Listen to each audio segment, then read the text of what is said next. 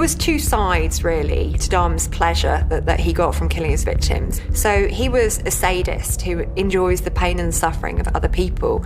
And with sadists, that thrill ends when the victim dies.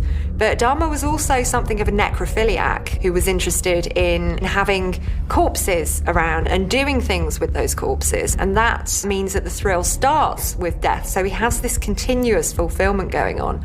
And he's always fully in control. And I think that's what's really at the root of Jeffrey Dahmer. It's power and it's control, and it's the feeling that he has all this knowledge about what he's done and nobody else quite knows what he's up to.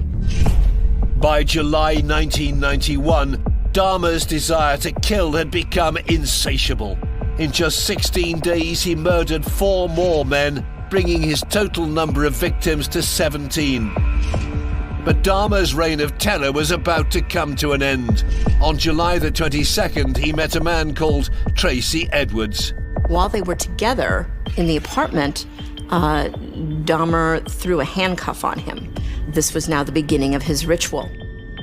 Dahmer had taken photographs of his victims in various stages of dismemberment, Polaroids. And those were sitting on the dresser inside the bedroom. They weren't sitting out in the main living room, but there was some speculation that Tracy Edwards had perhaps seen that. And he ran out of the apartment in his underwear, ran down the street, and when he saw the police car, Tracy Edwards has said his intention was just to get the handcuff off. That's all he wanted. He stopped these cops to say, hey, can you just get this off of me? So he stopped, and the officers start talking to him about what he saw, and then they said, well, we should probably check this out. Let's all go back to the apartment. Dahmer answered, and the minute he saw that it was the police, he tried to shut the door on them. The police pushed the door open a bit. They started struggling with him, and then finally, he just gave in. And that was when Dahmer was officially finished. He was finished killing, and he knew that he was finished. The police officers immediately arrested Dahmer after finding the remains of some of his victims in his apartment. They saw the body parts, and then one of the officers said he heard a scream. Then he realized later he was the one who screamed when he saw the body. So they knew they were dealing with a very serious offense. Dahmer did not resist, a little slight resistance, but Dahmer was taken into custody and the investigation was initiated.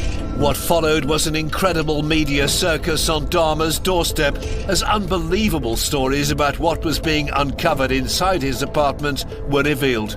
It was so fantastical that you think people are making it up when they're telling you the details. But as it turned out, they weren't making it up. All of the atrocities that we heard about that had happened in that apartment really did happen.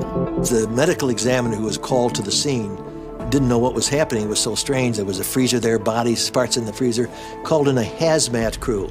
Well, our television stations cover the police radio. When they hear that, they dispatch crews there. The first day was local television, second day, national television.